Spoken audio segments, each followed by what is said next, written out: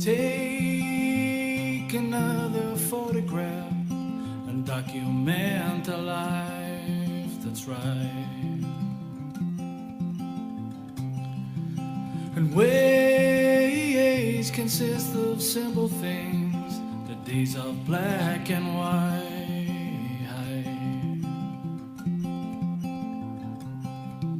And faces from a humble man. Hello, ladies and gentlemen, and welcome back yet again to Talkin Guff podcast with me, your host, Ruben Django Pouch.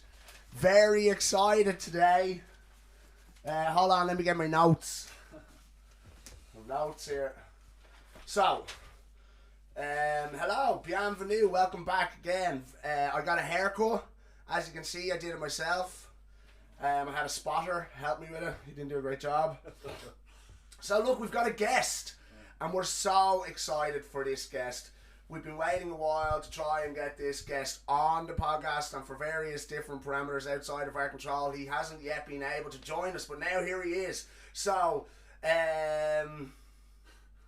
top human being right here on the couch with me, one of my favourite human beings on planet Earth, and Mr. Neil Tobin. And Neil, we're going to let you introduce yourself a little bit, so because we don't want to be talking for anyone else, but also we want to get a barometer of sort of where you're at from a conversational point of view. So look, just go right ahead and introduce yourself to Talkin Guff podcast and the listeners of.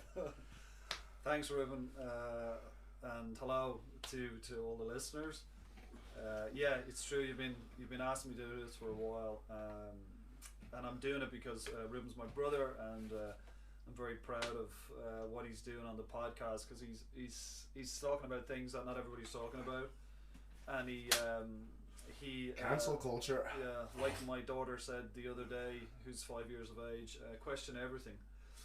Question everything. What's the Latin? I don't remember. Fuck, because it's really good. 5-year-old little girl, she has a Latin phrase for that means question everything. It says papa, whatever the Latin with blah blah blah. So yeah, more power to your 5-year-old daughter. What a gangster. She knows the Latin, we don't. But it's good. That's coming from school, by the way. You know, this is the questions now. Yeah, but don't make sure you talk into your microphone a little bit. Yeah. It's good that kids are you know, feel the freedom to ask questions and to question everything.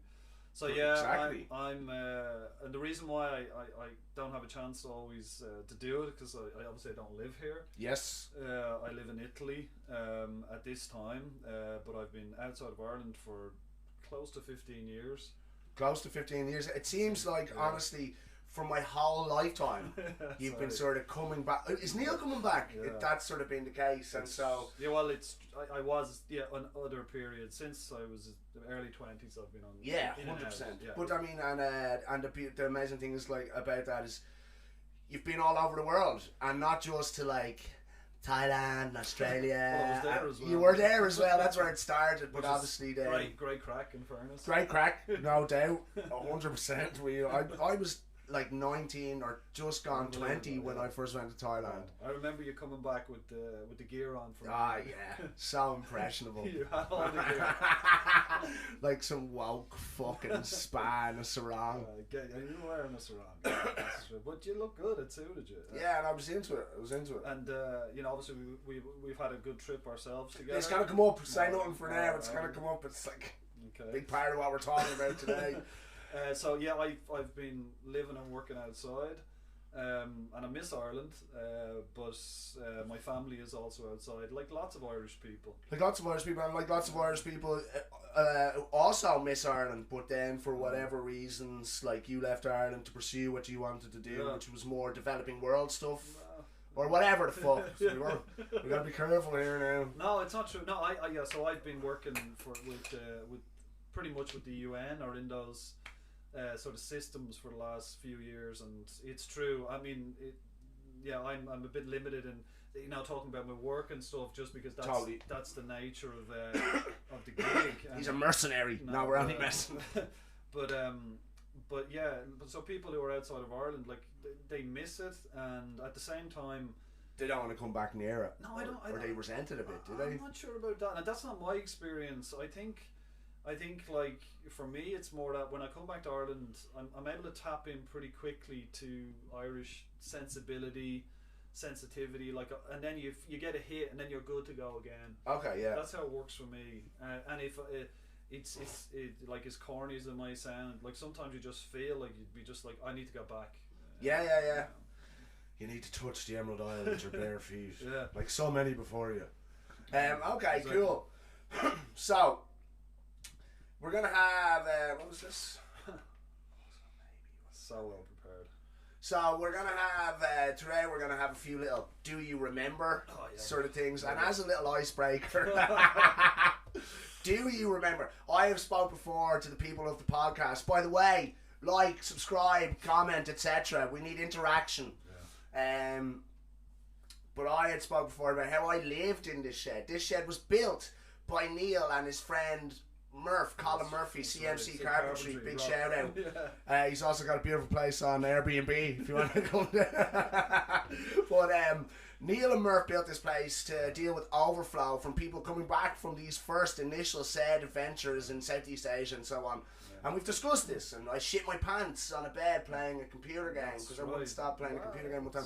But also, do you remember one night I was masturbating on my bed for some reason with the door open, and the next thing I know, you and we'll beep her name out, come along, and I just sort of go, all right, do you remember that? Yeah, I think I never spoke of it again. We never spoke of it. 15 years later. I think I blocked it out of my I'll never. Yeah, what's up? You just went to disco, and I must have had no pants on across my legs and all. I was like, oh, he's just counting his willies. He's got loads of them. So there's the first little icebreaker, do you remember? And he did, ladies and gentlemen. He hoped he would get through the rest of his life without talking about it. But now my brain is somewhere else. So It's Gail, I feel sorry for her. Again, we'll beep her name in, don't worry. No, it's all good. Okay, so, like, I suppose we'll start off as well, because it's not all, about foreign countries or whatever, this, that, and the other, travelling, etc. One of, I suppose, a really formative... or an experience or an endeavour of yours that was very formative for me was the Brave Vista Social Club. Oh, wow, yeah. So, for anyone who doesn't know, and there wouldn't be very many of you out there who don't know, the Brave Vista Social Club was a band formed by... Still is a band, pardon me, just because they're all working on their 401ks doesn't mean they're not still a band. So, so Neil was in a band with friends of his that he had travelled with, Mick and Scotty and stuff like that. Yeah. Big shout out to the rhythm section there. Right on. And it was huge. I mean, on a local, parochial level, these were huge for us, especially. I was only 16, and it was part of my, like I said, it was the formation of sort of going to gigs and enjoying live music and going to the pub and getting pissed and stuff like that. And how retrospectively, so we have a couple of retrospective questions here. How much of a nightmare were me and we'll beep his name out as well because he watches this podcast and he'll be going mad. How much of a nightmare were we back in the day when you were going to gigs? No, it was no nightmare. I mean, I would always be. Who was worse? No, who was worse? When one of us turned up, was it like, oh, it's okay? No, it wasn't an issue for me. One of the appeals of the band was that, like, you'd look out and you would have. Like family members around. That was our constituency, Yeah, it was very fun. And actually, think of when you say it like that, it was very family orientated. And it was, and we had some rowdy gigs, and like you need people who are up for it. And like I remember, like people climbing up on things, and even at some of the gigs in town, like the bouncers or whatever, we just leave them. They're all from Bray, it's grand. Sorry to mind them. They'll let them, and there would be times where we'd have to vouch afterwards, saying, "Oh no, don't worry, he." They'd say, "Is he with you?" So actually, he's a family member of mine. And they'd say, "Okay." So no, it wasn't. Okay. I actually, as I said, I reflect on that as just being a time which we had a really good buzz. Great times. Yeah, it was good times. Great times, and then also retrospectively, do you think that going full country and western for you was like a good thing or a bad thing? Because I suppose, like, commercially speaking, that's a hard sell. Like fucking Fiesta style country and western music, that's a hard sell. Because it started off, let's just say, it was more country rock a bit when we started. It was like Baby Doll and Bravo. songs like this. Yeah. And Yeah, we went pretty full on. you went down the rabbit hole of we country did, and western. We did. And I'm not just, but look, in fairness to this, we did our own thing. he did your own thing and he did it well because he was a really good. And at the end of the day, people were, I think, well, it was like, that's a really tight band. Yeah. I mean, the thing with that music is that, like, if you can do country and western, I wouldn't say west, but I'd say country and western. all right, you can do that live and get away with it, but Recording's tough. Yeah, because also the thing is, like, who listens to country and western? Like, you know, maybe some older people. In fact, a lot of our gigs had a lot of older people at the gigs, but we didn't actually mind that. Now, I think what happened was that, including myself, we started listening to that music because we were playing it. And then like, you can't but be influenced, you know what I mean? And like, it'd be like, say, someone who does rap, and they might start off doing a little bit of rap, and then they start listening to, you know, good rap artists, and before you know it, they're like, oh no, I want to get heavier, I want to do the, you know, in that type of music. So you keep going there. So I don't keep talking. I don't reflect on it any other way than just being all good, you know. Okay, which, cool, which is, great, that's good. And then, but though, and like, you know, what did it feel like the first time you realised that the Cujo family were the new kings of Bray? Well, in fairness, the reason why we realised that the Cujo family were a really good band is because they often played with us, actually. Well, no, what I'm saying, right? That was and a precursor. And I will say, I went, and this is potentially like a contentious thing to say, but I remember going to see you in the Mermaid Arts Theatre, and that was maybe the first time that Bum Lazy, had supported you. Oh, fucking hell. Still one of the best. You go listen to Bum Lazy, did a few tunes on YouTube. Someone took it upon themselves to put songs of theirs up. Fucking great band. But I remember seeing you in the, and for me, you were like up here. I had you on a pedestal. And I have to say, when they came out and did their, I was like, fuck, man, I'd never really seen. Barnes was playing the drums for them. That's right. And they're doing like Mad John. Ruan was on the bass. And like, Ruan Grant's one of the best bass players ever. They had a great band. I mean, they played with us, they did a good few gigs with the Purty and different places. That was the first time that I'd seen them play, which is, it was like, whoa, that was good, wasn't it? We knew that, and like we were fans as well. Well, I certainly was of the music they were playing. So, you know, they're a really good band, and then the Cujos is a fantastic band. Because what they had, like live stuff and all aside, what they had is they had songs, and if you've got good songs, as the Cujos have. Yeah, but the lads are master songwriters. William Slattery, Gavin McCabe, and Ruan Grant would have written a lot of songs for Bum Lazy at the time, and some fucking crackers. So great. I liked how Ruan did the stuff because it was his. I think maybe like from talking to him a few times. I think he was maybe coming a bit from. It was a bit protest sort of song. Yeah, totally. But Ruan was ahead of his time. Yeah, no, we need more of it. Yeah, right now, like he has songs that are relevant now. 20 years later, maybe 17 years later, anyway. And there are songs like the Greenback Blues, Roll Me a Coin and We'll Decide. What's worth keeping when the worlds collide? It's literally humdinger of a line after a humdinger of a line, and very relevant now. Check it out on YouTube. But and talking to William Slattery, for all the guests or viewers of Talkin Guff podcast, how drunk was he the last time you saw him? He was fine. It was so good to see him. And in fairness, what was nice is that I was with a few of the lads from the Bray Vista band, and we were all kind of having a bit of a reminisce. We're at that age and stage where, and when I'm so happy for that we look back and sort of like old rockers saying, "Oh, remember that gig?" Yeah. And even if it's local in Bray, it doesn't matter. It's and also for a time, and you have to be proud of that. We were taking Bray outside, like we were playing gigs in Dublin, both bands and a few bands. Like there's some great bands out of Bray. Let's be straight. Yeah, 100%. Yes, 100%. Loads of great bands. And Bray is a great music scene, and that's probably one of the things I'm the happiest to not even just be part of, but to be around and see like that vibe. And I remember like you know, even when I was out, like I'd be living abroad, people would send me videos and I see this band, you hear about this band, and and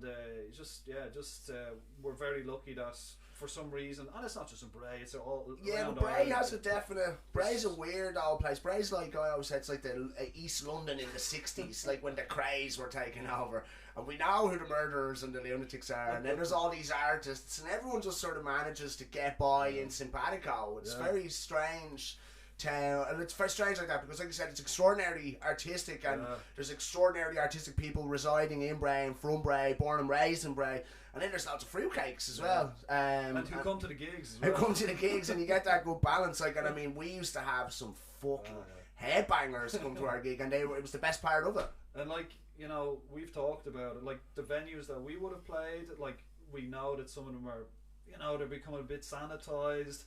They're going to it's all shite. They're selling it, man. They're totally. I talked about this in the last podcast. Like you see what's going on, like the cobblestone. The cobblestone they want to get rid of. They want to cut the back off the cobblestone where they had the actual venue bit and the smoking section above it. They want that gone so they can put a fucking hotel, a 5-story hotel in there. And I mean, that's what's going on in this country. They don't do that in places like Germany and Holland and all. Like, they do not sacrifice culture and musical heritage and cultural heritage for apparent progress. And like it's also a heritage, but it's also a space where people continue to be creative. Yes, and, and continue to sort of let go, enjoy the art. It's so important. And that's because that's something obviously that's been lost in the last year and a half. And hopefully we'll get it back. And obviously tonight, I think you can go to standing gigs and well, if you have a vaccine cert, you can go to standing gigs and 1,500 capacity raves and stuff like that. So obviously we're getting back there, but that's a very important thing about those spaces as well. It's not only about the artists, and obviously they're very important, but also the people, the patrons of these spaces. People who just want to go out and listen to music. And you know, those bands, like there was just a lot of there was opportunity for exposure of your music, and I'm not sure if that's still there. I mean, okay, COVID has kind of flipped everything on its head, but totally. But basically what I'm saying is I feel we were lucky over that sort of 5-10 year period of just a lot of people playing music. And also what I liked, and we tried to do, was that bands would keep an eye out for each other a bit.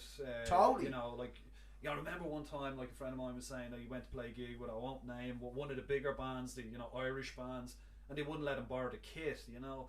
And this kind of, the drum kit, and this kind of behaviour. Well, it's not even borrow, it's like, if you want, it's the back line, and exactly. usually the headlining band will provide the shells at least, and you bring your breakables. That's the deal. Like, and if you don't want to do that, then get a fucking kit in there that you feel comfortable with doing that, because we're not in the middle of breaking kit down, miking them back up in between gigs. No, it's total wank. I hate that stuff. And definitely that would have been, we sort of came up against that a couple of times, and more satisfactory, or what the most satisfying part is then you go ahead and blow them off the fucking stage. That's always that's the good one. You're like, sorry, who? Yeah, great. And the Cujos were well able to do that on our day, because we've spoken about it before. Like, we were the most inconsistent band probably around. From a live gig point of view, and you wouldn't have seen enough to see the bad ones, but they were there, and really bad ones. Like, I remember crying behind the drum kit as William Slattery falls through the toms and everything cascades into fury. It's also part of the appeal, isn't it? It was definitely part of the appeal for the Cujo family, because I know Noel Healy would still say this to this day. He'd be like, at least you cunts had integrity, you did what you wanted, and you didn't know what was going to happen when you turned up for the gig. That was fucking half of it. And so big shout out to Noel Healy, obviously, as well, who we'd love to have on a guest, have on Talkin Guff as a guest, but we'd be cancelled within 5 minutes for his rhetoric. Well, it'd be good to get him on, because also there's another pair, that was the other thing about the music, is like, you know, there was bands coming from every part of Bray, you know. Yeah, and making all types of music. Yeah, and I also love that those, like, something you mentioned, Noel, and other people I know, that they might be in a band which is a 5-piece. You do rhythm and blues, you do anything, and then the next time you're talking, just no, I'm doing something now. It's a bit more hip hop, or I'm just working with a solo artist. And sure, Noel's doing that at the moment. He's there with the Haversack thing. It's totally different. The music he's making now is like nearly electronic. It's not nearly. It is. It's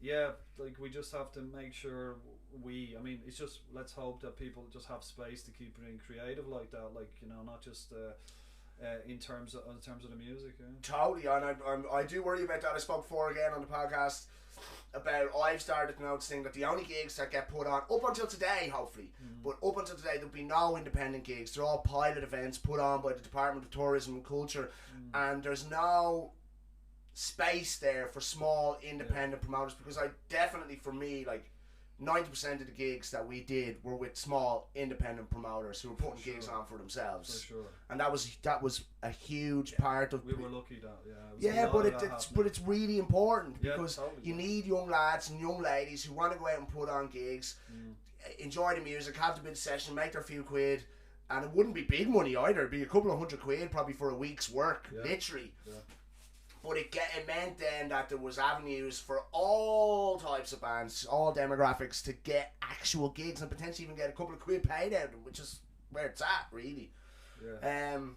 Okay. But just on the money, go for it. I was talking to my dad about it yesterday. My dad's a musician. A long time, prolific, absolutely musician, and been playing around a long time. So I've been listening to him because he's a working musician. And and then I'm also, because that's actually one thing we should maybe know.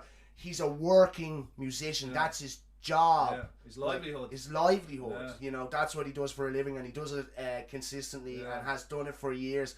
But it's not like go ahead. Sorry, I just wanted to make that point. It's his job. It's his livelihood. And we were lucky, a lot of us, to have either the day gig or whatever. You know, we were doing it because we loved the music. But there are people and like, I think about them as well.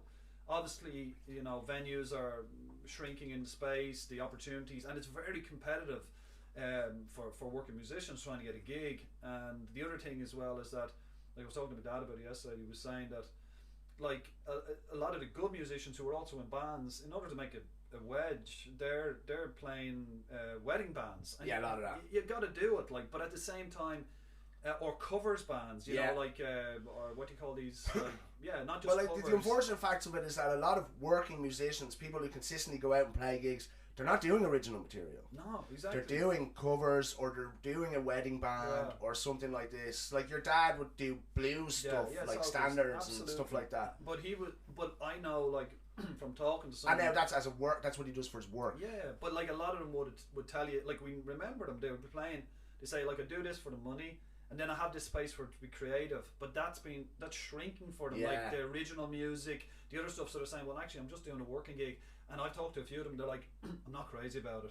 But they hate it. But you gotta get out, and you gotta do, like, there's one band. My dad was saying that they're like, they do a covers of they're like, you know, they're three or four different bands in one. You know, they're like we do. We have an 80s band. We have a Fleetwood Mac band. I guess 100%. And you know what? They're probably doing all right for themselves. But and guess what? It's not glamorous, or it's not really even that artistic. It's taking the skills you've learned from wanting to be artistic and applying them to a way just to entertain. And it's entertainment. But respect to them, because they got to go out and make some money. So and they got to be on the fuck. They've got to be good all the time, consistent. And so big shout out to the working musicians. Great players in those situations. Like killers. They destroy us. Drummers and bass players and all. It's killer shit. Yeah, totally. Like, a lot of the you know, like, you talk about the Cujos. I mean, they could all play and sing, but also the thing is, you need songs.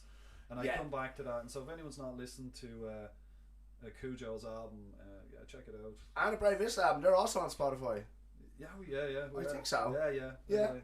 But anyway, look, we're all about the music. As we're all about fucking promoting ourselves, as you can see. No, don't do it. Yeah. But I will say one thing, just to end on that music money thing, is that I see bands, and it's been the demise of them, who become so obsessed with the idea of making it.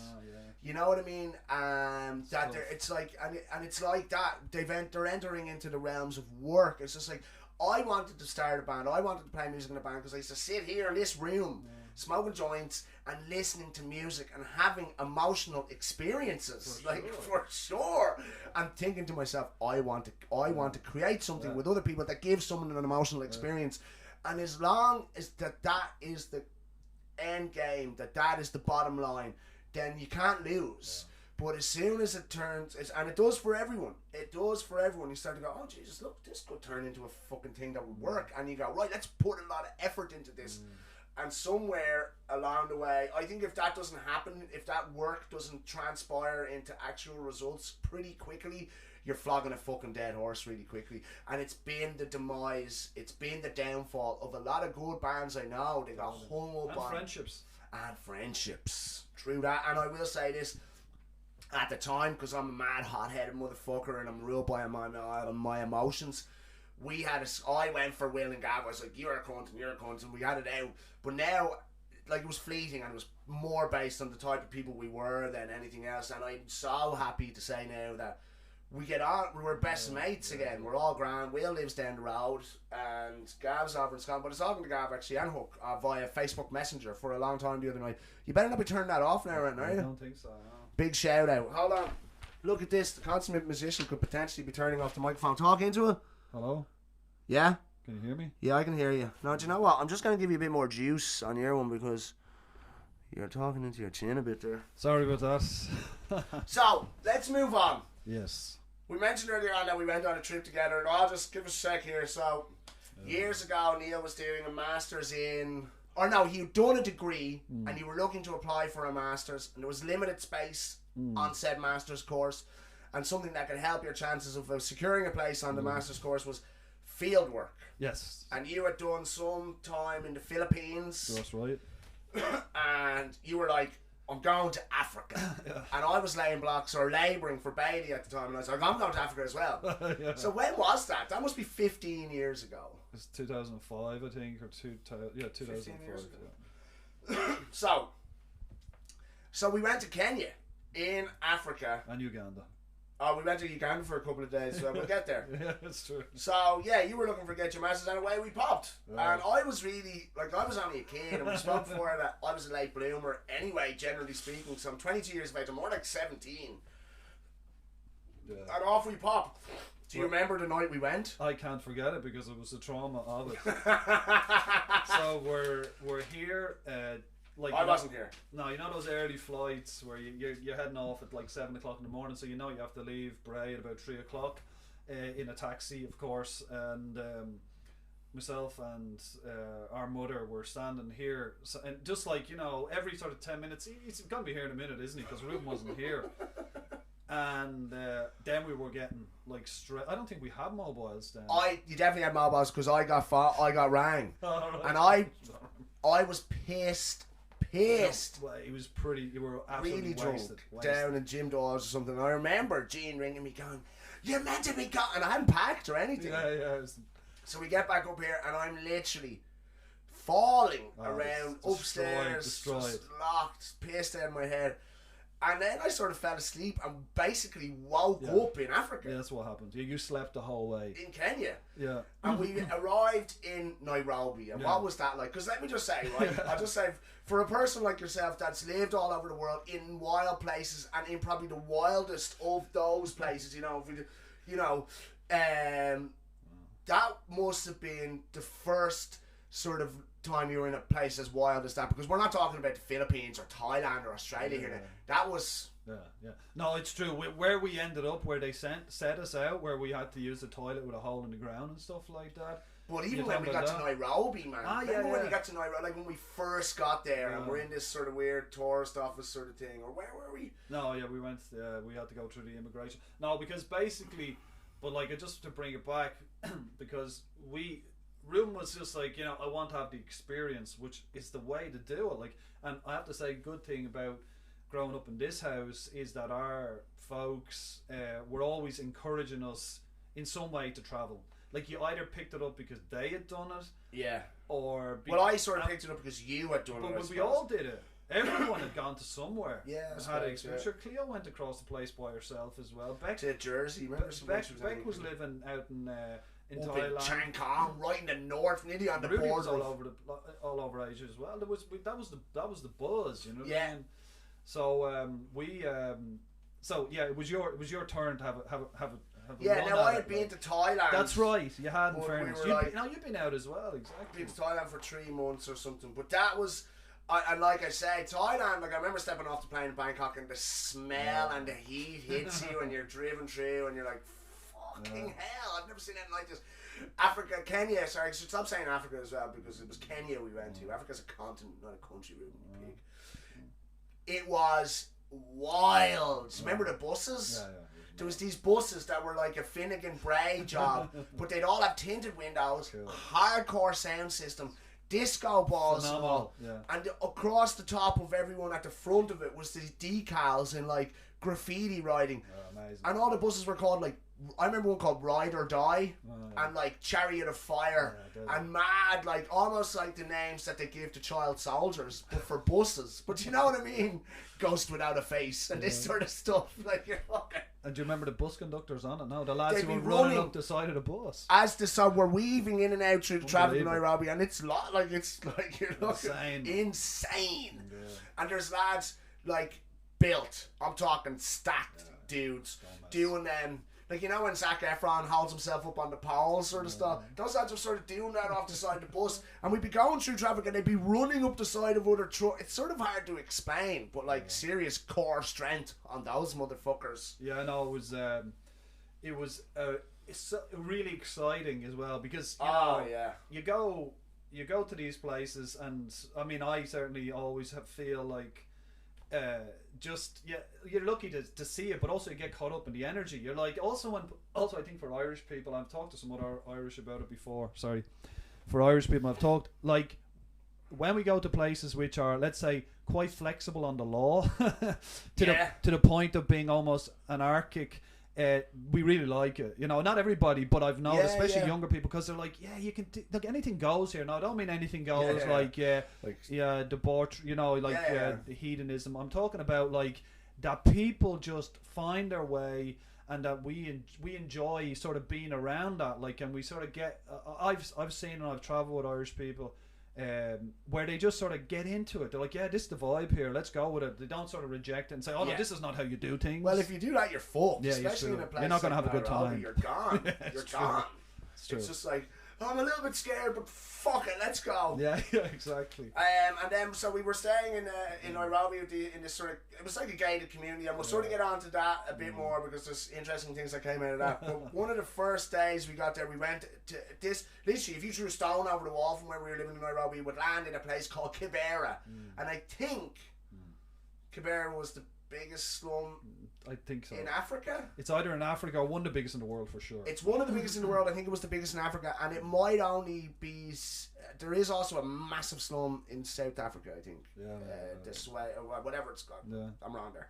But Kibera was basically like where the train stopped in Nairobi. So everyone gets on the train to go to Nairobi because it's the big major city, and you can go and live your dreams and potentially make it or whatever the thing is. And like we talked about, make it. But that's life and death shit. It's like I'm either just gonna literally hang around here in the countryside, surviving literally, or go to Nairobi where potentially be better, but probably won't be. And basically what happens is the train just sort of pulls up, and everyone jumps off and just starts building shanties right there. Like, and so there's a shanty, a slum, whatever you want to call it, on either side of this train track, and we'll try and get a photo of it actually, and we'll get it and stick it here. Boop. But I've never seen anything like that. Nothing like that. And I remember we were walking down, and me and him were like, this is great, look, oh my god, look over here. But then about 10-15 minutes into it, it was like, we definitely both, and sort of at the exact same minute, was just like, let's turn around. Let's turn around and go back to where we came from, because it's like literally the only white people, the only honkies in there. Literally. Only. Yeah, but I think I don't know if someone gave us a heads up. I don't know if they said, where you're going or something like that, but there was something also, you know how it is, you also pick up on the energy. That's what I remember it to be. The two of us just went, whoop, and it was like maybe someone was looking at us in a funny way, and we were about like, that looked a bit dangerous, didn't it?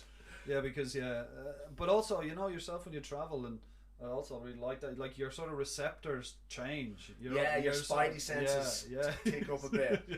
The next thing then, we went out to the countryside. What am I saying here? We went to the countryside, to Western Kenya, which is on the border of Uganda, right? Bravo. and All sugar plantations. sugar plantations. And do you remember what was the big tall lad's name? Oh, I forgot the lads. Yeah. So the one lad was called Paddy, Okay. and the big tall lad, I can't remember his name, but he had hands on like something. Remember he punched a cow in the head? Tell that story. No, you go ahead. You have a better memory on this than I have, man. So, well, because one of the thing was we used to ride around on bikes, and Yes. we'll touch on. We'll get more into this in a while. It was a little bit like a human safari, truth be told, and we're going to touch on this towards the very end of our discussion about Africa. But it was a little bit like woke backpackers making a difference. There was an element of that too, wasn't it? Because Totally. you paid administration and board and all this. A Sort lot of stuff of those volunteering experiences are. are like that. And so when we got to the definitely when we got to the countryside thing, we were like, "There's fucking nothing going on here. You're not actually doing anything." Yeah. But anyway, some of the lads we were hanging around with, because we had these bikes, these old school bikes, and we used to fly around. It was I'm about to say it was fucking amazing. Yeah. Though, just the whole vibe, the energy, and shockingly for me, or surprisingly more to the point, so beautiful. Just so much red and green, unbelievable. And we were there in the wet season, I think, so we probably got the best of it. But it was amazing in that respect. But we're cycling around, and we had these two guys who we were working in Simpatico with, or who worked for the organisation. Yeah. Lovely guys. One was called Paddy. I remember him, and he looked really like Eddie Murphy. And I'm sorry, but he did. Okay. You know. And then one of them was about 7 foot tall, and he was an old boxer, and he had hands like shovels. And everywhere he'd stop, he'd just be like doing one arm pull Yeah, I ups and remember shit he was like a this. boxer. Yeah. And he honestly the biggest fucking hands I'd ever seen. And one time we were on the bikes and we pull up to this there's like I don't know, like they're houses effectively. Dwellings. We call them dwellings. And we pull up to one of these dwellings, and there's like foliage planted, like it's some type of vegetables planted there in this bed outside, and there's a cow sort of eating on one of the leaves, and we just pull in, and your man doesn't even say anything, he just dismounts bike, and he's just sort of, hey, he says something to the cow, like, and then just fucking boom, plants some hay bale right in the side of the head. Fucking, I was just like, I actually thought it was really funny, I have to admit. Yeah, I'll be looking more on the cows, the protection of the cow. Yeah, I know. But Come on. But the other thing, but what I was saying earlier as well is like that thing of people stopping you. I mean, also sometimes you might think, oh, that lad's looking out there.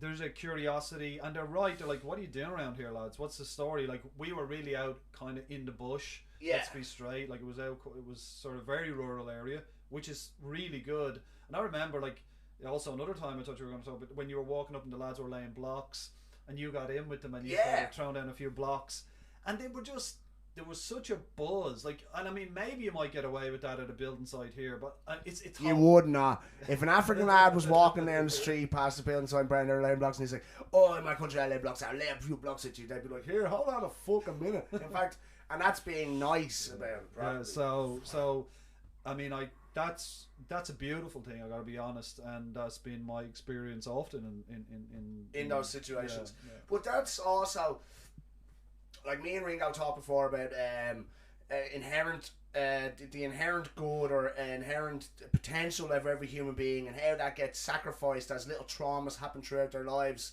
and it's usually related to the sort of proximity to poverty thing.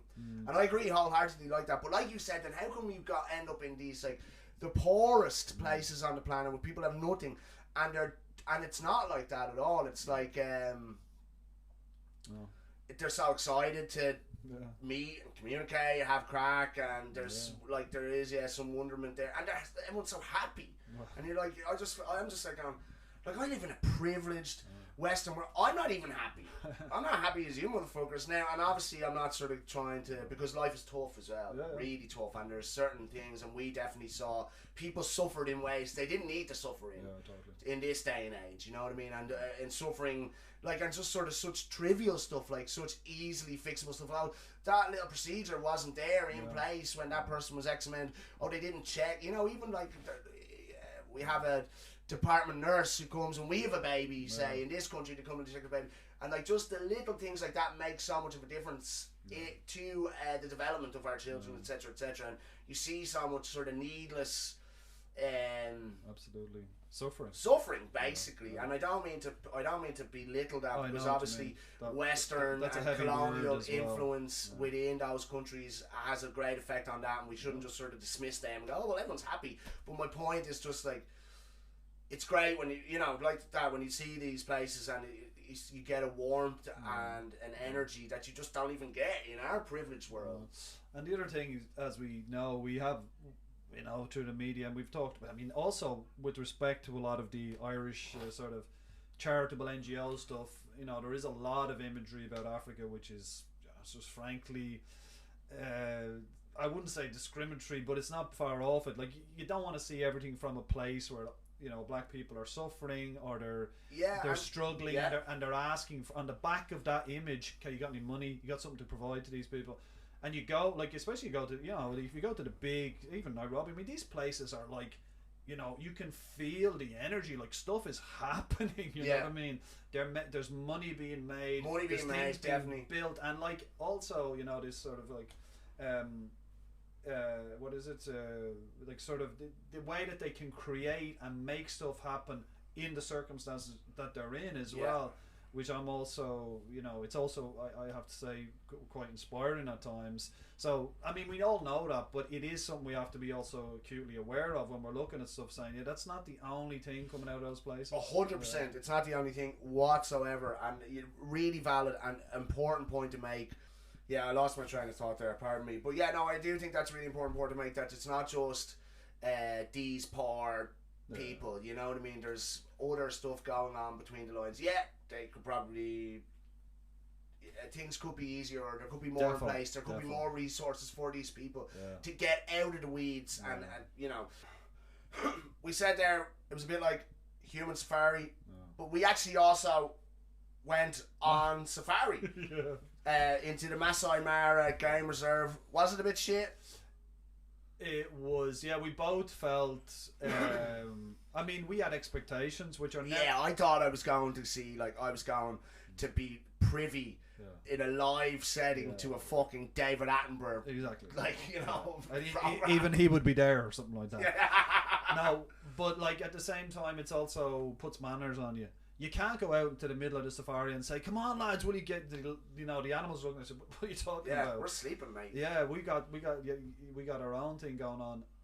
What I just liked about, like the safari thing made, like I would say what also happened to us a bit was because we were out kind of in, like they call it the bush. I don't mean that in the but we weren't necessarily moving in the same circles as other Western. We weren't seeing backpackers or any of that. All that shit, yeah. And then we went to a place which was very targeted to that. You know, and you it was strange because also you noticed there was a lot of rich people on safari, and they fly directly to an airport, take it, like go straight out to the safari, but that's their buzz. And they have a 5-star experience. And remember all those big, there'd be like these sort of mad half tent, half hut things with elephant tusks across the arches. They did look pretty amazing. Like you would be living it up in your fucking palatial. It's a bit colonial looking, alright. Like. Totally colonial looking. It is. That's exactly what it is. You're just like, oh yes, right on the game reserve. We didn't stay in that place. We didn't stay in that. I stayed in a tent on the Masai Mara Reserve that I had to crawl out of in the middle of the night to take a piss.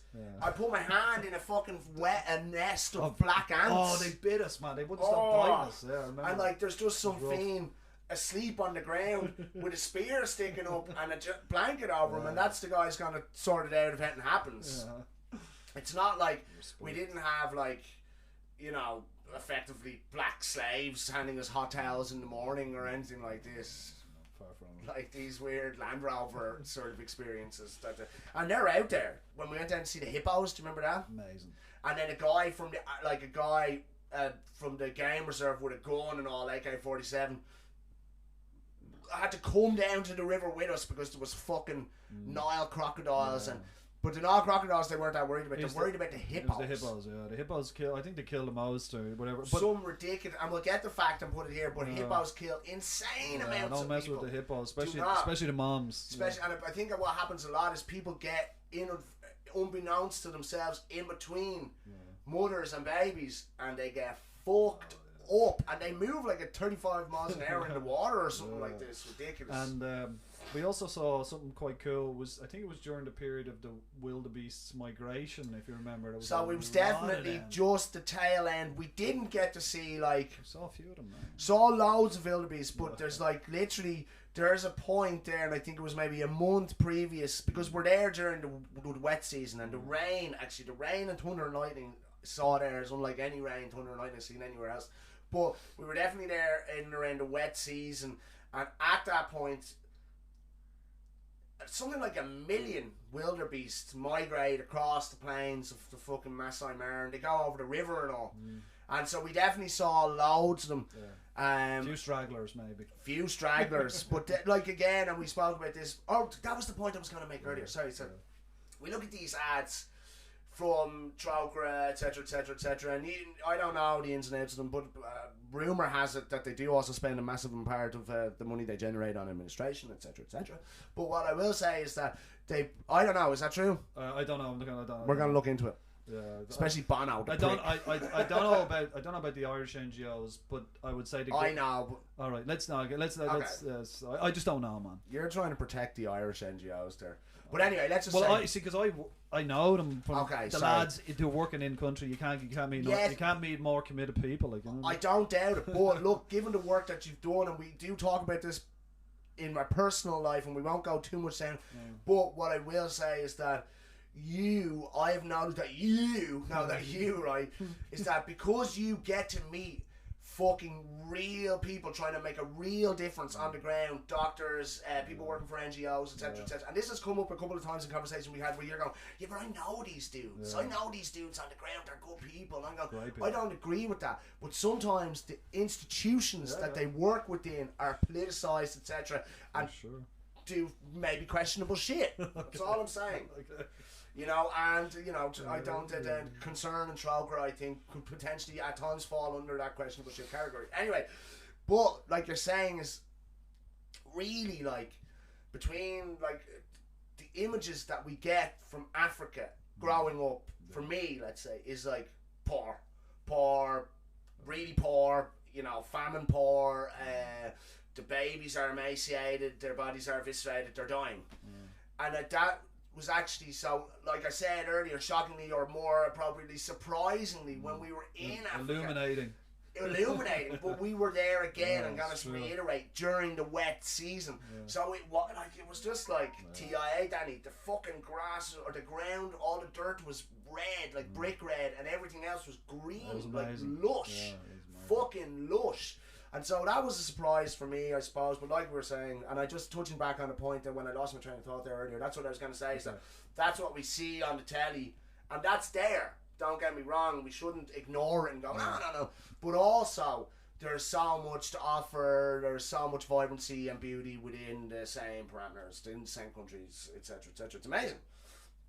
And the women are fucking unreal. And we'll talk about them in a few minutes. But let's just say, yeah, one of the best things maybe I've ever done in my life, and definitely one of the best. It's up there for me too. Yeah. It was amazing.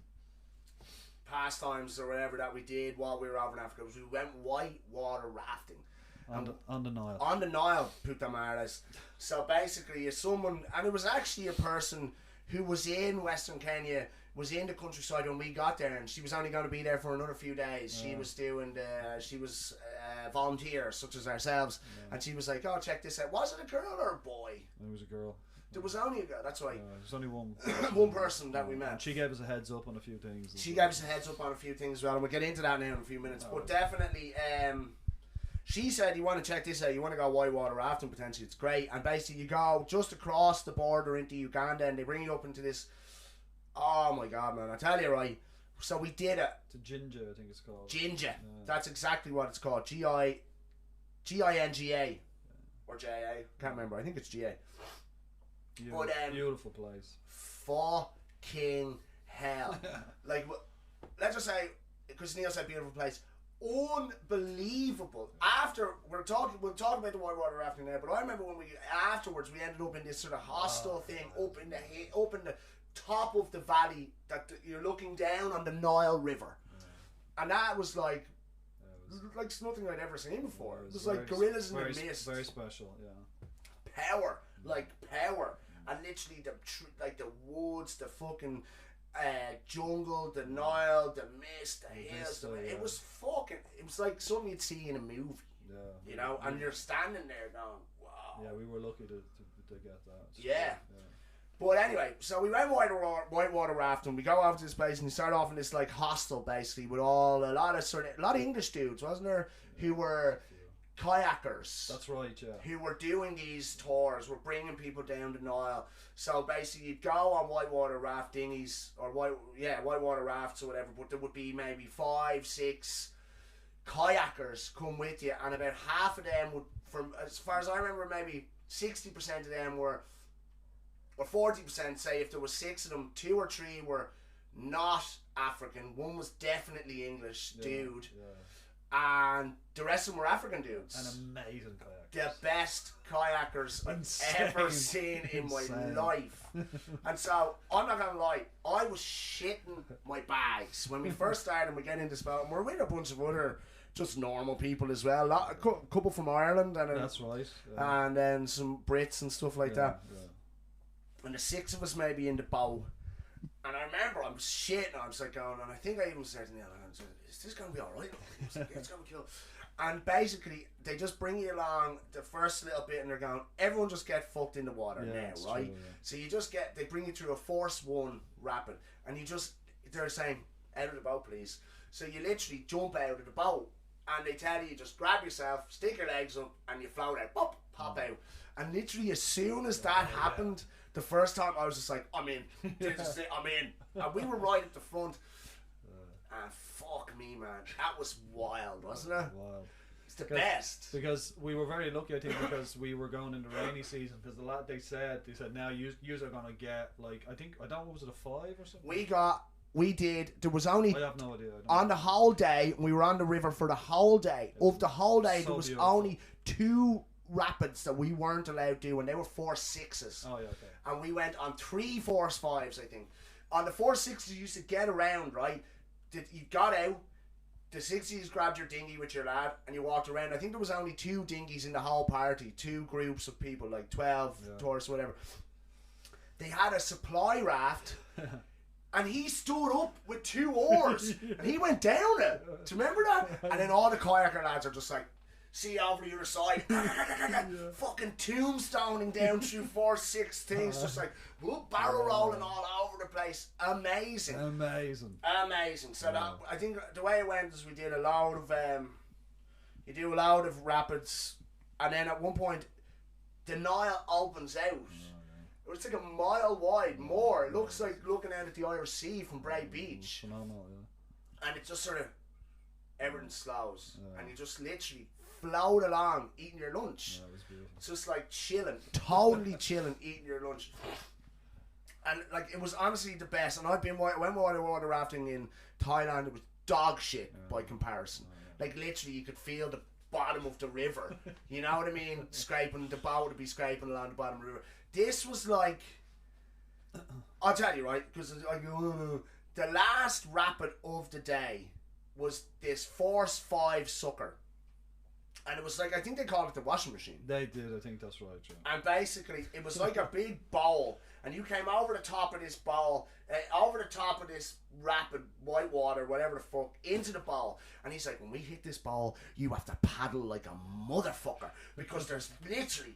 the white water you just come over the top of is churning thousands of... Oh yeah, right? Insane.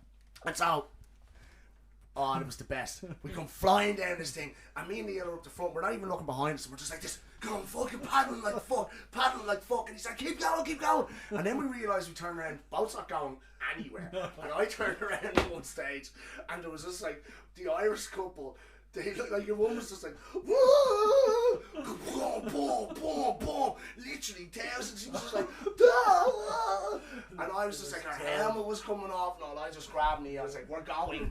Oh no, because as we're looking back, the instructor, the main dude, was just like, I'm out. And he just falls off the side of the thing. And that's when I was just like, we're going, come on. And just out. But I never seen anything like that when I look back and I realised I was just like, hey, we're not moving here. Come on, you guys. So the raft was being eaten basically. Eaten. So if that's like, if the water's going like this, gong, we come over the top, whoop, whoop, and it's just like, gong. It's like a wood chipper just sucking us back in. Two at the top. We're at the top and we were like just an idiot saying, "Come on, everybody, let's go!" And people were like, people were drowning. She's like, her hair was plastered to her face. It was Wild. such fun. Yeah, it was the best. That was one of the best experiences of my little life. Yeah, so if you ever get a chance, do it. Go up to Jinja in Uganda. Such go whitewater rafting. such a beautiful country. I wonder what's going like because that's nearly 20 years ago now. Yeah. Like I went to Thailand when I was 19. When I went back when I was 25, I fucking hated it. It was hell on earth. It was like. It was like the Starbucks and all that. Starbucks. It was like Koh Samui, but everywhere. You know. So when I was 19, Koh Samui was quite built up, but the Copenhagen and these other places were like, But when you went back, yeah, I've heard of. No, we were there. Shithole. Like lots of lots of violence. Oh really? Oh man, when I went there when I was 19, 20 years of age, I never in the whole 3 months I was there, I never seen one even argument. You were there 3 months. Yeah. Wow. When I was 9, that the first time we went. Wow. And when we went back, oh yeah, I think I remember because you were like, "I'm not coming back" type of thing. That was the vibe. Yeah, you were a bit like, "No, I'll be back next week." No, I'm actually not coming back next week. Yeah, so you were just enjoying yourself. It was great. So good for you. you. When I went back, I definitely didn't like it, and I was just like, when I left there, I was like, I'm never, ever coming back. Really? Oh, that's a shame. Yeah, because it's ruined. It's a bit like, as they say, never go back with your ex. I think. Oh, never go back. No, I think it's a bit like. People have such good experiences they go back, and it's hard to manage that. But fundamentally, the place has changed. Fundamentally, the place has changed. Western influence and money has corrupted it, and that corruption has led to then. Like I think that the reason I saw so much violence is because somewhere along the way the Thais are just like, we're not putting up with this anymore. And every fucking time some guy, oh you little fucking Thai bar. Mate, shut up. Love it. And they just be like, oh, what are these cunts gonna do? And they come out of the woodwork, man. You get respected them. Yeah, respected them. But I also a few times in these situations really drunk, had to concentrate really hard, going, oh no, with that person I didn't do anything. I brought, and they go, okay, yeah, no, he didn't really. Yeah. But like, if you hadn't got your shit together quickly enough to go, hold on a minute, I wasn't involved, then you're bursted. Seen lads get killed. Oh yeah. No, it's these, and I mean at the same time, that's a tricky one because, like, you know, not that I'm any, but you talk about development. Like, we would go in and say, oh, I don't like that place, it's got developed. Then the guy who works there would tell you, actually, I love what's happening because now I'm working at a hotel, I've got a secure job. So but also might he turn around and say, and you know, these fucking sex stores start trying to fuck my daughter. You know what I mean? Yeah, no, absolutely. No, I mean, if for sure it is exploitation all over the shop. Yeah, and I understand what you're saying. Is not just by big business, by the consumer. But it's all by the consumer, though. Well, I know. Yeah. I mean, big business isn't exploiting too much over there. The big business, Thailand's the product. Yeah. And definitely for those sex tours, lads. No, but I mean, like, there are places that people go to where there's exploitation, and you should be more aware of it. You go to a nice hotel and you drove straight there, you know, and then if you had a look on the way, there's actually this slum over here you didn't know about, or the water's being cut off to that community or whatever. But these places, people are getting on a plane knowing that I can get underage sex, I can do these things where I exploit people. Yeah. As an individual, and I'm saying that's why I really don't like that place as well. Like, yeah. You know, I said 100%. That's I'm not putting it on anyone but the people who do it. Exactly. Yeah. You know, that's my point. It's like, and I get that you'd be saying, yeah, well, look, it's because of this tourism trade, that this man has a business or a secure job, etc. But it's just that Thailand I mean, I'm talking more development, broader, like. Yeah, but in the more development, but it's just that there's such a seedy underbelly in Thailand that's also a massive part of the experience. And Asia in general. Yeah. Asia in general, yeah, alright, okay, yeah.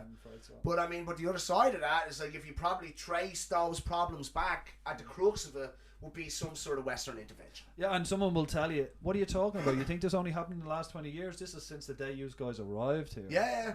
There's a, you know. I saw this thing before on Russell Brand's podcast, and I love Russell Brand. I'm a big fan of Russell Brand. I talk about it. I say that all the time on the podcast here. But we had a guest on, and the guest was saying, like, even this idea that, like, if you look around the world now, we did it. Any problems you see now, we did it. And he's there going, at the end of colonialism, which was sort of like the end of the Second World War, it's like, right, we're not really going to do this anymore, and we're going to try, and that's when people started, like, definitely certain African nations, and carrying we're probably in the 60s by the time Jamaica and stuff got theirs, but that's, it's the end of colonialism, effectively. And they noticed apparently in the years that after the Second World War that the economic South, so like Central South America, Southeast Asia, parts of Africa, what we call the economic South, so usually the countries economically north or more, blah blah blah, affluent, wealthy. But he was saying that these countries really started to make for themselves. They really started to do for themselves. And the whole idea of we're not colonialism is dead, is that anyone can get ahead. This is the free world, we've just been through a massive war and this is the free world and everyone can get ahead. It's bullshit. Because then they took those countries and they said, oh Jesus, they look like they're doing alright. What else is going on there? They have a slightly left leaning or socialist leaning leader. Tell you what, let's whip him out, kill him, and install despotic fucking lunatics in Iran, Guatemala, places like this. So they were really like, yeah, it's like a fugazi. The fugazi is the last episode. It's like, no, that's not actually available to you. We know we said it is, and because another thing they did in that situation was that for like these Southeast Asian, Central South American and African nations, it's like, we want all that money back now. And they did that in the 50s. They're just like, we want all that money back now, or it's 1,000% interest. And so basically just crippled them because it's not happening. You're not doing it. And now you look around those countries who are trying to, or have to sort of now be a part of this modern Western world almost, but be on the back foot and have fucked up infrastructure and mad pockets of their economies ripped off and stuff like this. And so again, it's just like when you look around at these hardcore socio-economic problems, and even stuff like, what the people of Southeast Asia would have to accept in order to make money from tourism, where that's got them today, sort of what we're talking about. Again, so you trace those problems back, and there's some sort of colonialist Western intervention thing at the crux of it. Yeah, absolutely. You can't really. No, it's, you said it, like. And I agree, if you're listening to this, have a listen to some of the things that Russell's taken on with people. Yeah. Amazing. Russell Brand's amazing. Okay, so look, we're going to wrap up the Africa talk and probably getting towards the end of the podcast in general, which is a couple of more things to touch on. But we mentioned before, just a little while ago, that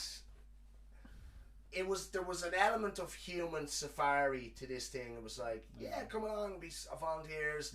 And like that one person we'd met, she sort of said some of the same stuff. But I suppose when we got to so let's just explain the dynamic really quickly as well. The NGO, that's an NGO then, it's an African NGO. Absolutely. So the NGO was set up by and run by a family who had been touched by disability. Right. So they were an affluent, or he was some sort of he had some sort of thing to do with politics or medical politics or something like that. Was that right? Yeah. They were a well-established family. Well-established family, and they had a special needs son. I think the youngest boy. What was the story? He had malaria as a baby, and that gave him brain damage. Yeah, he had a serious learning disability. Yeah. And support needs. And support needs. And so, I can't remember her name. I think we call her Mama most of the time. Yeah, I think that was the thing. And she was really charismatic, really warm. Phenomenal. She was just like classic. We should have known we were getting done. Yeah. But she was like classic sort of big black mama almost, you know what I mean? I mean, Because also she had 2 other sons, No. highly educated No. in India. No. They had been to university in India. Fucking tanks, absolute tanks, but they were highly educated, sound dudes. Very charismatic too. And very charismatic. Nice yeah. guys. Really nice guys. And, oh, but hold on. Yeah. Before we get in, because we had a bit of a showdown, because it really started, when we went over to West, they call it Western Kenya. That's what they always refer to the countryside area as Western Kenya. Oh, yeah, because they also had a house there in the sugar plantation. It was his whole family home or something like this. And it was an old colonial home. Yeah. With big rats running around. Man, rats like Jack Russells. And when you turn the lights off at night, when I say you turn the lights off, when you blew the candle out, these motherfuckers would come out and run around the architrave of my bedroom. Yeah, they were like, big. They were big. And one time we seen these sort of mice and we're like, oh, there's those rats. And then I seen the rats at night one time. I just, oh my God, like this long. No, they're big lads. But anyway, so they had that house in West Kenya. And one thing that when we got there, it was really obvious that, oh, this is a load of bollocks, really, isn't it? There's nothing in place. There's no continuity between who had been here previously to us and then to who was here next. I remember going to meet a lad, and he just didn't turn up. And it was just like this bit. And then when he's like, oh, you know, and it was all just that. It was all just like, oh, you know, we're making a difference here. Yeah, we should have known, like, in the sense that, like, they would almost say, well, what do you think we should do here? What do you want to do? And they're like, well, what are you talking about? Like, don't you have a system? Yeah, what's the program? Yeah, what's the program that we might be able to complement? Because we just arrived, we don't know. And she's like, you know, you kind of do what you want. I know people. And I was only a kid as well, like, with no, I hadn't done a degree in development politics or whatever it is you've done. And I hadn't, you know, I was literally, my main concern from week to week was enjoying yourself. Yeah, that's what young lads do. Yeah. No, but and even I, sorry, and the point is, even I was just like going, this is bollocks, isn't it? This smells. This is bollocks. You're not actually doing it. And they'd be like, oh, we're going to get this stuff so you can make these bracelets at one point. They had excuses for everything. Always excuse for everything.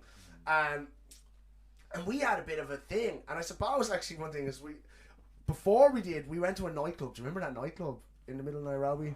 It was filled with, I suppose you'd call them prostitutes. No, they took us out. Those 2 lads took us out, and they were like, this is the only time you can ever go out at night, basically, because you're with us. And we went to this wild nightclub. But it was common sense. Well, no, I mean, I've been at other night. They just enjoy. They dance in a very. It was a good dance. It was a good bop. Man, half them women were prostitutes. No, they were, because you had this thing where if you wanted to dance to them, you had to buy them a Red Bull. I must have bought 5 cans of Red Bull that night. And Red Bull was expensive. Okay, I'm telling you. Well, look, I remember we had it doing fucking. We had a good serious boner on me in the middle of that nightclub. We had it. I touched a woman's ass in that nightclub, and it was like, I'll never forget it. Even to this day. They brought us to this place, and like, you know, it's a bit like when you watch those sort of a Pentecostal, like, you know, those lads saying, oh, you know, this is how we live our lives, and then do you want to come out at night time? So that also kind of, like, we were having, you know, we were enjoying ourselves, we were at a club, but we knew these things don't really match up a little bit. It was mental. It was obvious, like, that something. It was like watching footage of the, like, like if Fela Kuti was alive today, he'd be recording his live albums in this fucking nightclub, if you get what I'm saying. If you don't know what I'm talking about, go and look at the Fela Kuti videos when he was recording stuff in the 70s. It was like that, just like mad, fervorous, frenzied, like shaking of body parts. But yeah, wild. So we go on anyway. I just remember being in that place, and I was just like, you have to get the fuck out of here, really. This is like, because it was like, at one point you're just dancing around having a great crack and, like, you know, touch the girl's ass and stuff like that, but then it's just like, no, we need to go, because it's actually, this is actually seedy shit. Yeah, no, we were. You know, and I'm glad we did. We pulled ourselves out, saying, because we were brought there by people, and you know, you're caught up in something, then you sort of say, oh, hold on a second, but also because you're a bit disappointed, because you're like, lads, this is really the buzz, is it? You thought it was a bit but then we got home, right? And I think that was the last night. Yeah. And because basically the way it broke up was, I think we spent a week or two in Nairobi when we first got to Kenya, a month in Western Kenya, maybe a week or two then back in Nairobi. And then this is at the very end, they said, we're going out for a few drinks, because we did get on really well with the young lads, with their sons. They were sound heads. Totally. And we got back to the house, and definitely it came up, and I can't remember it came up. I think we just went for it. We just sort of said, look, and I forget her name.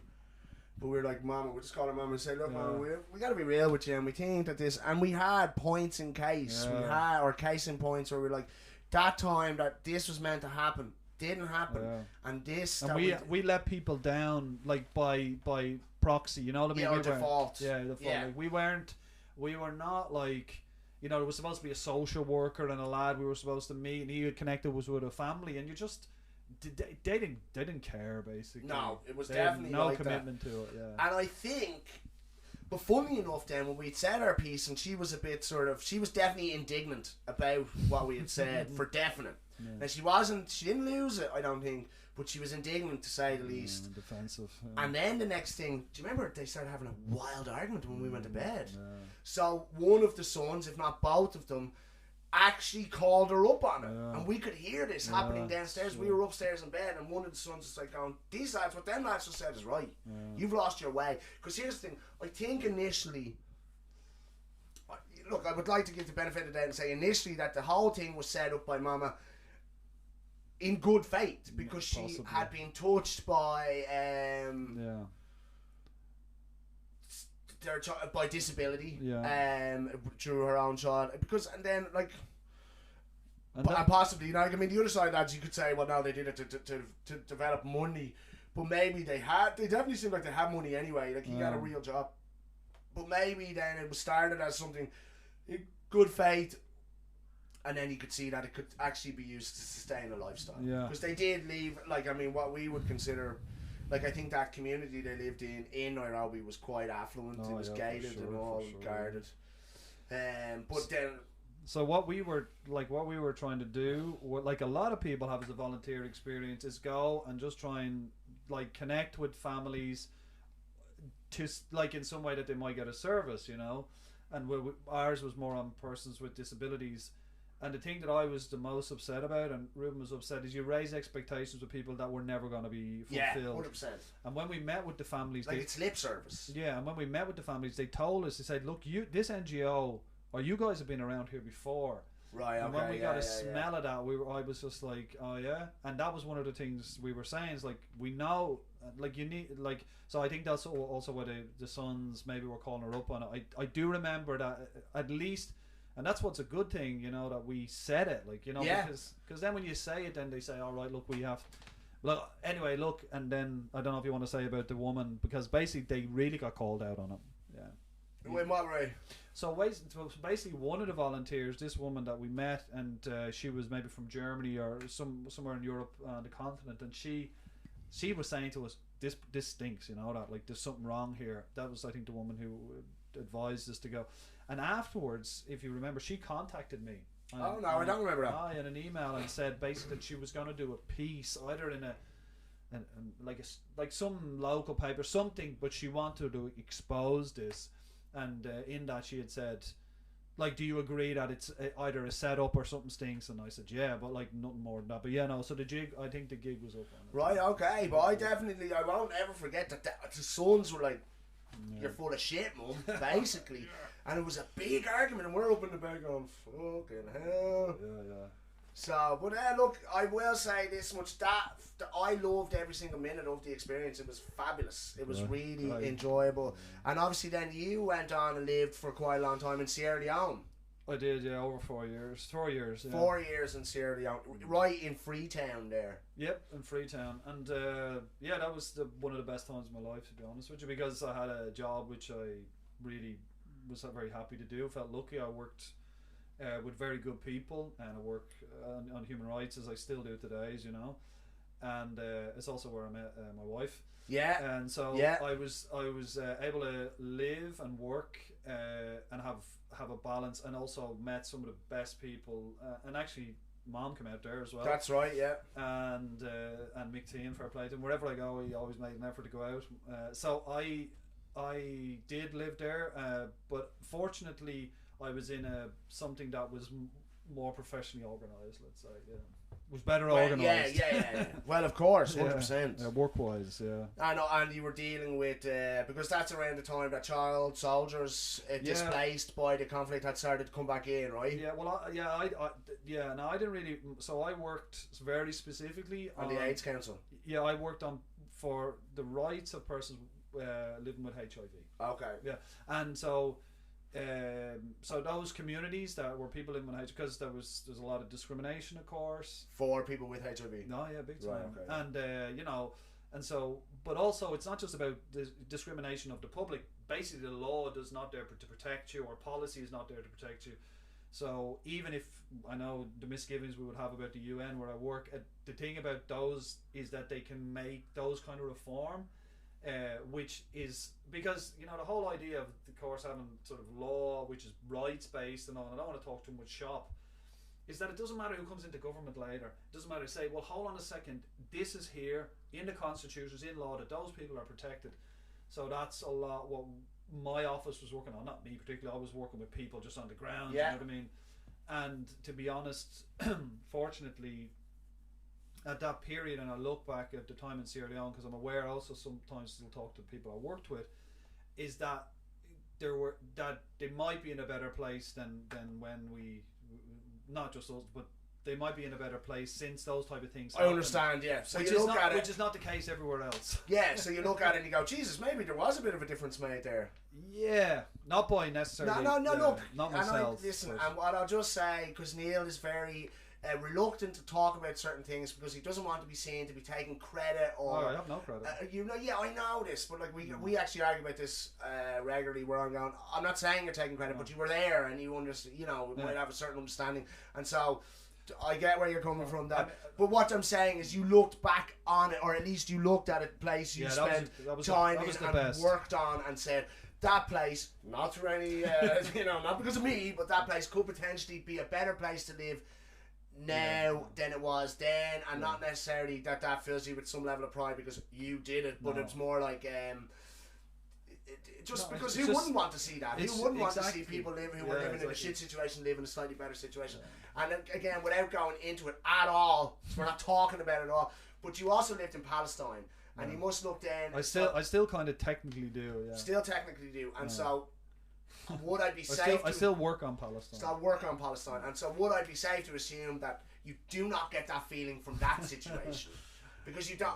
Yeah, I lived in Gaza. I worked in Gaza and lived in Gaza for a few years, and it's true that unfortunately is not even these words never will make. I can't sort of explain myself well with these words, but the point. You can't articulate. Yeah, yourself. exactly. I can never do. But the thing is that the situation there and it's not from is getting is worse. It's worse. It's getting worse. That's how it is. And it probably will not get better by the looks of it. Yeah. Well, we won't get into that too much because we don't want to be anti-Semitic in any way. Do you remember being at a party with me and bending down to sniff cocaine off a floor that actually turned out to be dry paint? Really? Yeah. We both went, here, check it out. And we got down on our hands and knees and we realised that it was someone that dropped paint. Where was that? Beep out his name. Beep. Look, he doesn't remember. That didn't happen, Ruben. No. I tell you, at least, because I was talking even with someone else about it. You have, we had some great nights in Bray. It's a good place to grow up. Great place to grow up. I mean, Bray gets a lot of flack, and I don't think that enough is put into Bray. I'm arguing all the time about the fact that Bray Main Street is a fucking disgrace compared to other. If you were to get in the car now and to drive down, when we used to drive to Woodstown and stuff, those little towns like Ferns, Enniscorthy, New Ross, they still look like that. They're still really pretty little towns with nice flower arrangements, and they're you look at just oh yeah, someone's looking after this spot a bit. Whereas Bray Main Street, there's none of that. No. Whatsoever. They put it all into the beach. Oh, yeah. And that upsets me and annoys me, and I think then it doesn't go any way towards giving Bray a better name, because for some reason Bray has a bit of a shit name. It's gone up now, it's coming back up, but for say 10 years ago, if you'd have said people were from Bray, they'd been a bit like, Bray? Fucking hell. No, but we wear it with pride a little bit. A Like. little bit. No, look at like the best people I've met are from Bray. I gotta say, Bray heads. like my mates, like that I've grown up with playing football. I know that's a bit like, but and like there's something, like, and that's why I also liked the Kuto families. I'm coming back to circle on the music because, like, you know, half a Bray and these tracks. And like I used to, like I'd just be like, yeah, I kind of, and that's why I have to say they were quite smart to sort of tap into that. Yeah, well, I'll tell you a funny story about the Half a Bray tune is that we got in a fight. Great track. Well, I can't remember how it happened, but basically, and I met the guy who I got in a fight with years later. No, I met the guy who I got in a fight with, twin brother. He's actually a friend of mine. Big shout out to Luke Cafferty. I got in a fight with Luke's brother, Aidan, I think his name is, in the theatre, because we ruled the theatre, me and William, when we lived in Burnaby, because we played there all the time and we used to pack it. Right. And we had a tab and everything in there. And one time we were, anyway, this is because on that evening in question, we basically had snuck cans in and we were drinking, and whatever happened, because I was a handful, I got into an altercation out the front. And all of a sudden then, it was just me and William, and their group started to look a bit bigger than us, so we were like, let's get the fuck out of here. Yeah. And we started walking up to that big old house we lived up at the top of Burnaby by the golf course there. And about halfway up, it looked like we weren't going to get out of this situation. We were probably going to have to scrap these lads. Right? And I'm with Will, and Will's not a scrapper up, but Will had on who's your man?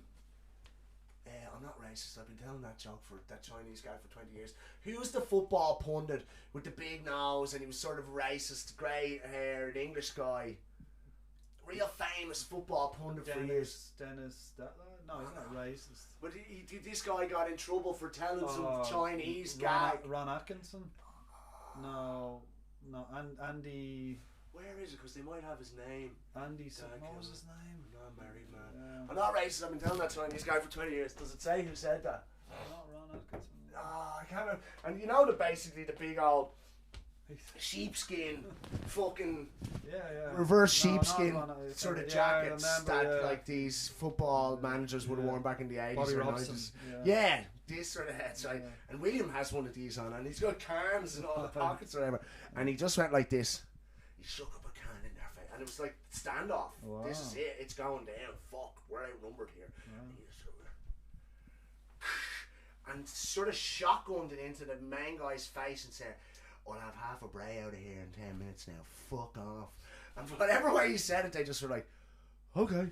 And I had a black eye at this stage already, and that was where half a Bray came from. Was like, get half a Bray out of here to bite the bollocks out of you. And they fucked off. And where I go, people. I can't remember the glasses I wear are blacker than bags and stuff like that. So that's where that came from. But yeah, it was a funny old night. Listen. Right. It's been a great episode of the podcast. I'm really happy. I'm sure our viewers are going to be ecstatic at the calibre and quality of this episode. So thank you very much. Yeah, it's a pleasure, Ruben. Great work, man. Cool beans. Okay. Thanks. Wagwan. Take another photograph and document a life that's right.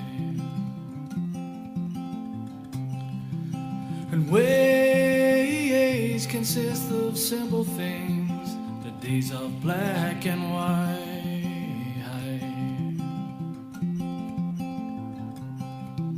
And faces from a humble